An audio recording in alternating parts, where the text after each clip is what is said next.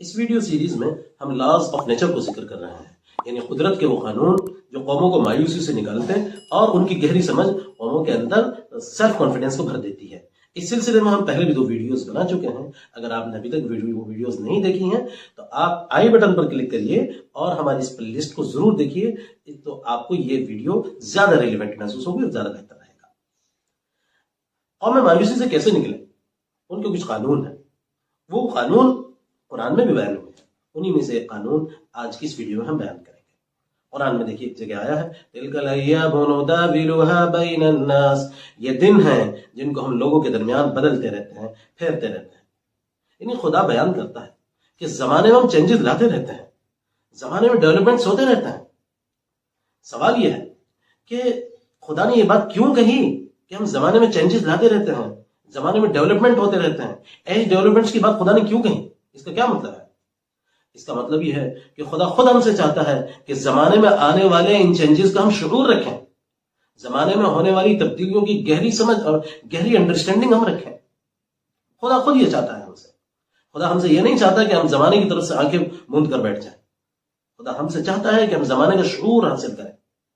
یاد رکھیے، جو قومیں زمانے کا شعور حاصل کرتی ہیں اور وہ جو قومیں زمانے کا شعور حاصل کر کے اپنی زندگی کو اس کے مطابق پلان کرتی ہیں، زمانے کے چینجز کو سمجھتی ہیں اور اس کے مطابق اپنی قومی زندگی کی منصوبہ بندی کرتی ہیں، ایسی ہی قومیں ہوتی ہیں جو اس دنیا میں سروائیو کرتی ہیں، آگے بڑھتی ہیں، ان کے اندر سیلف کانفیڈنس آتا ہے اور وہ مایوسی سے نکل جاتی ہیں۔ اس کے برعکس جو قومیں مونولتھ کا شکار رہتی ہیں، ریجڈ بنی رہتی ہیں، خود کے اندر بدلاؤ پیدا نہیں کرتی، زمانے کی سمجھ حاصل نہیں کرتی، زمانے میں آنے والے بدلاؤں پر نگاہ نہیں رکھتی، ایسی قوموں کا حشر یہ ہوتا ہے کہ زمانے کے تھپیڑے اس کو آتے ہیں اور ملیمیٹ کر دیتے ہیں، زمانے کے بہاؤ میں وہ خود بہہ جاتی ہیں اور اس کے بعد دوسروں کی شکوہ شکایت میں مصروف ہو جاتی ہیں۔ مگر یاد رکھیے، دوسروں سے شکایت کوئی نتیجہ دینے والی نہیں ہے۔ بات یہ ہے کہ آپ زمانے کی سمجھ حاصل کریں۔ اس کی ایک مثال میں آپ کے سامنے عرض کر دیتا ہوں۔ ہندوستان کی تاریخ میں جب انگریز انڈیا میں آئے تو یہاں موجود ہندو قوم نے اس بات کو سمجھ لیا کہ زمانے میں کیا تبدیلیاں آ رہی ہیں، سیاست کے میدان میں کیا تبدیلیاں آ رہی ہیں، اس کو انہوں نے سمجھ لیا۔ ایجوکیشن کے میدان میں کیا تبدیلیاں آ رہی ہیں، اس کو انہوں نے سمجھ لیا۔ بزنس کا میدان سمندری راستوں سے کس طرح امپیکٹ ہو رہا ہے، اس کو انہوں نے سمجھ لیا۔ اس کے اور زمانے کے ان بدلاؤ کو سمجھ کر اپنی تمام ایکٹیویٹیز کو انہوں نے بدلا اور پلان کیا۔ نتیجہ یہ ہوا کہ وہ بزنس کے میدان میں اور ایجوکیشن کے میدان میں اور پھر آخر میں پولیٹکس کے میدان میں بھی وہی لیڈر ہو گئے اور آپ پیچھے چھوٹ گئے۔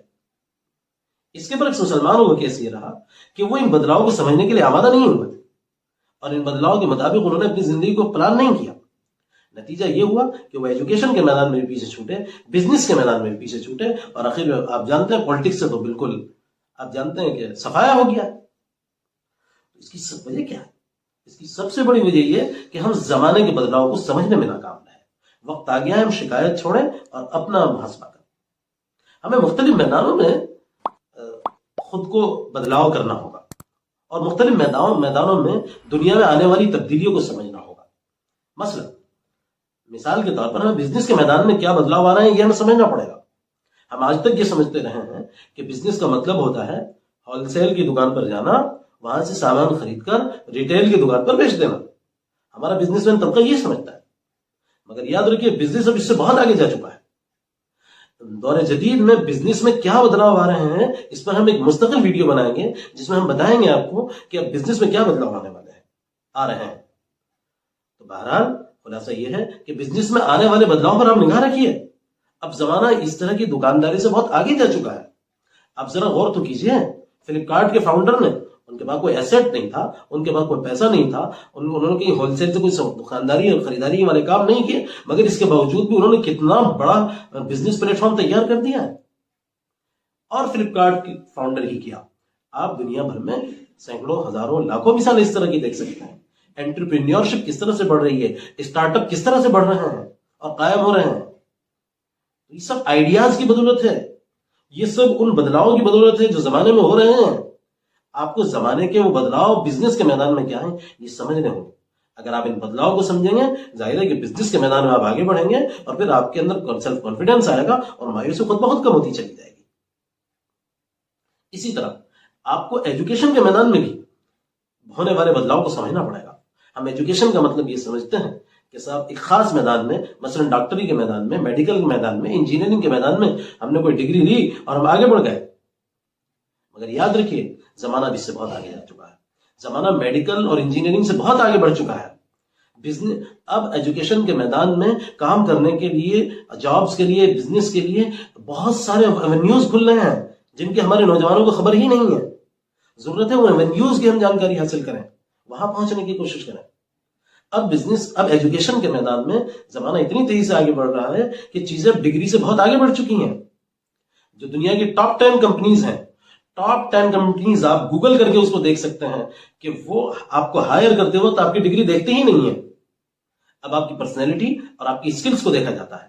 اب اس بات کو دیکھا جاتا ہے کہ کیا آپ کی پرسنالٹی میں یہ صلاحیت موجود ہے کہ آپ ان کی کمپنی کو آگے لے جا سکے. اگر ایسا ہے تو آپ کو ہائر کرتے ہیں کہ آپ کے اندر وہ اسکلز موجود ہیں جو ان کی کمپنی کو ترقی کی طرف لے جائیں. اگر ایسا ہے تو ہائر کرتی ہیں آپ کی ڈگری دیکھی ہی نہیں جاتی اس معاملے میں.